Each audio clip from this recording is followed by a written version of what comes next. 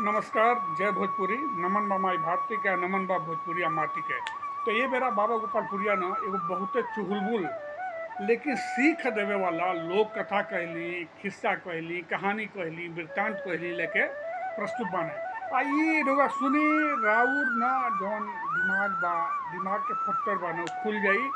आ जौन वो कहल जाला ना कि विश्वासम फलदायकम, तो उ कैसन विश्वास होला महाराज? कौन विश्वास है कि फलदायी होला?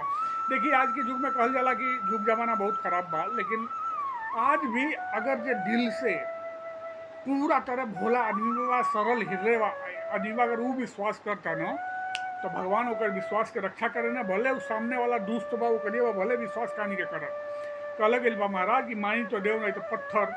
तो पत्थर में भी देवता, पत्थर में भी ईश्वर के कल्पना करे वाला जो अगर व्यक्ति बा, विश्वास बा, तो वो पत्थर में से गंगा बहा दी महाराज। विश्वास ऐसा चीज होला। तो आई अब देर न करत, विश्वास के वो अप्रतिम कहानी, खिस्सा कहली, वृत्तांत कहली, हम सुना देतनी। एक बार के बात यह, एगो गांव रहे। वो गांव में एगो रामू नाव के मनई रहे।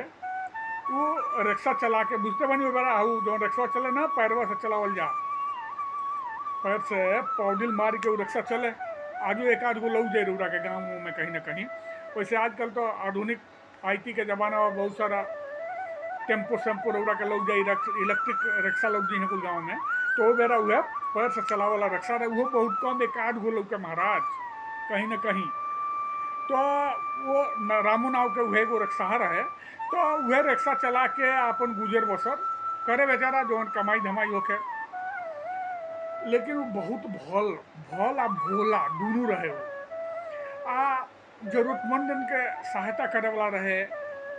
कोनो साधु महात्मा के भी बहुत सेवा सत्कार करे। वो तो एक बार के बात यह कि वो बाजारों में अपन रिक्शा लगौले रहे आ सवारी खोजत रहे। तो का देखल कि दू जने महात्मा लोग गाड़ी उड़ी बढ़ल रहे आ गेरुआ वस्त्र पहनले रहे लोग, हाथे में बाल्टी रहे। और वो महात्मा जी एक जने में के नए बाल्टी या चिमटा खरीदले रहने। हमें हुआ तो नए नए महात्मा बनल रहने। तो मैंने बंटू महात्मा, तो अब हम महात्मा के बारे में ज़्यादा कुछ ना कहब। अगला वीडियो में महात्मा के तनी अपनी ओर से परिभाषित करने की कोशिश करब। कहें कि महात्मा अब आज की कलयुग में देखते बानी, खैर अब जाए दी है कथा सुनल जाओ में जाए। तो का भल कि जब वो आज लोग बच्चा, कल बच्चा बच्चा फला मंदिर पर एगो जग होता, तो हमने के छोड़ नहीं दो। कल अरे महाराज हमारा हो भाग्य, आई सब है ना, आई सब है, हम रउआ सबके छोड़ देता नहीं वो मंदिर पर, वो गांव में जहाँ जगी होता। दोनों जना महात्मा लोग अब वो रिक्शा में ओकरी बैठ गए लोग। बेचारा बहुत प्रेम से बतियावत वो लोगन से, सत्संग करत अपन रिक्शा चलावत लेके चलल वो लोगों की गंतव्य स्थान पर।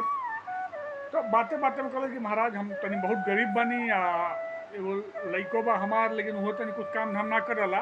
तो हम ये रिक्शा उक्सा चला के गुजर बसर कर दी नहीं, हमें लगे कोनो खेतो बाड़ी नहीं खेत जादे।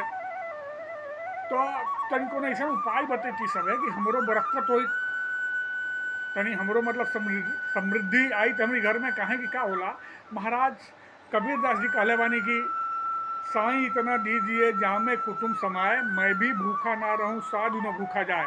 तो महाराज दुआरे पर अगर कोनो जरूरतमंद आ गई, के उड़ौलिए तरह साधु महात्मा आ गई, तो हमरो मन होला ना कि तनी उनके खियाई पियाई सेवा करी। लेकिन अभी हम वो जोग नहीं की महाराज। तो कुछ तो बताई सबे। ये करत करत में बतियावते में वो मंदिर आ गई जहाँ वो महात्मा दोनों जन लोगों के उतरे के रहे और वहाँ जग होत रहे। वही जगी में लोग आयल रहे लोग। तो जब बार बार थियोरी कर तो लागल लोग ना मैंने भाड़ा देवे, किराया देवे ला, तो कहे ना महाराज हम महात्मा लोगन से भाड़ा ना लेनी, रउआ सब यही सब ये हमारा सौभाग्य बा। लेकिन महाराज कुछ तो उपाय बताई सब कि हमरो तरक्की होके। तो मैं कह गया ना महात्मा रहने, अब उसे जान छुड़ावे खातिर रिक्शा से, वो रामू नाव की रिक्शा से जान छुड़ावे खातिर जो नया नया बाल्टी किनले रहने ना, ऊपर एगो बुझते पानी कि पहले समय में एगो हीरोइन के फोटो रहे। ऊपर लिखल वो हीरोइन के नाम लिखल रहे हीरोइन छाप बाल्टी, हीरोइन छाप बाल्टी। अब हीरोइन के नाम अब पता नहीं कुछ रहे। अब हमारा तो मतलब विस्फोट पड़ गई बा। अब बुझ ली कि हेमा मालिनी छाप बाल्टी, चाहे वो बेरा के जो हीरो हीरोइन हुई है कुल, वो करी नाव से रहे बाल्टी पर छाप बनल रहे, लिखल रहे फलाना छाप, फलाना हीरोइन छाप बाल्टी। अब वो महात्मा का कहने ना वो कच्चन है वो बाल्टी पर से वो कच्छ के दक्षा का बुझेता कि का देता ने का ना, प्रेम से देत कहने महात्मा जी की लो हे देवी के पूजा करिए एकदम सवेरे में 4 बजे उठ के, और तहर बरकत होके लगी। अब देखिए विश्वास, विश्वास बहुत बड़ी चीज़ है महाराज। और विश्वास ज्ञानी आदमी ना कर पाई विश्वास, हमें यहाँ तो लागे नहीं कि तर्क करे 20 गो चीज पे हैंगा ना तो होगा, लेकिन जो सीधा सरल बा ना वो सीधे विश्वास करेला और ओकर विश्वास फलदायी होला। अब देखिए का भइल, वो बेचारा प्रेम से ले आयल घर, और जहाँ देवकुरी रहे ना, जहाँ पूजा पाठ करे देवकुरी में, तो ओके लाशा लगा के चिपका दिलस वो फोटो के। और रोजो बुझी 4 बजे कहले रहे लोग 3 बजे जाग जा नहा धो के आ बुझी अगरबत्ती देखावल शुरू कर दे। अब चूंकि 4 बजे जागे ना, तो वही बेरा जो है एक आध गो के लगे गोरू रहना कुल, गाय भैंस बकरी उकरी बुझी वो कुल के सानी पानी कह दे, ना दे पर गोबर गोहठार कह के और सवेरे में रिक्शा लेके निकल जा 5 बजे। और 5 बजे निकले ना तो मान ली सवारी भी शहरों मिले निकलना बहुत, वो बेरा लोग लामे जाए खातिर घामे से बच्चे खातिर सवेरे में निकल जा, तो सवारी मिले लग निकुल लागल मेहनत करे लागल कमाए। धीरे धीरे कर लइको तनी बन हो गए, तो ओकरी बात का भइल, जब कमाए लगल ना तो बाद में वो रिक्शा किनलस, रिक्शा नहीं टेम्पू खरीद लेलस। 3-4 महीना में कुछ पैसा आयल तो बुझी कि रिक्शा से की कमाई से एगो टेम्पू संजोग बनत जाला महाराज, वो टेम्पू किन लेलस। फिर से 6 महीना 8 महीना की बाद टेम्पू की कमाई से वो टैक्सी किन लेलस। अब टेम्पू ही चलावे और टैक्सी एक लइका। अब लागल आमदनी होके निक, तो जौन टूटई मरई रहे, मरई के घर रहे, वहाँ अभी कुल लगना कुल लिंटर के काम लाग गई। अब बुझते पानी गाँव में जब कुल कोनो आदमी मेहनत से भी बहेला ना, तो अगल बगल वाला आदमी तनी कुछ लोग तो सहृदय होला, उसे जानल चाहला, लेकिन कुछ लोग ना तनी अच्छा नहीं लगेला वो लोग के। तो उनके ओकर एगो जौन पटीदार रहे, ओकर लागल कि भाई रमुआ इतना आगे कैसे निकल गई, और तनी मनी पढ़ल लिखल रहे। तो एक दिन गई कहता रामू भाई तनी हमरो के बतैता मत कोनो उपाय जोना तहार बढ़ंती होता हमरो बढ़ंती होई। कह कि बे महाराज एमे कौन बढ़ बाब हमारी घर है। घर में लेके गई देवपुरी में वह फोटो देखो चला कि जब से हे देवी के हम पूजा पाठ शुरू कैले बानी, तब से हमार बरकत समृद्धि आज शुरू हो गई बा। खैर समृद्धि एगो तो संजोग भी होला, एगो भाग्य होला। कहल जाला कि समय से पहले भाग्य से अधिक एगो कुछ ना मिलेला, लेकिन मेहनत महाराज बहुत बड़ी चीज़ है।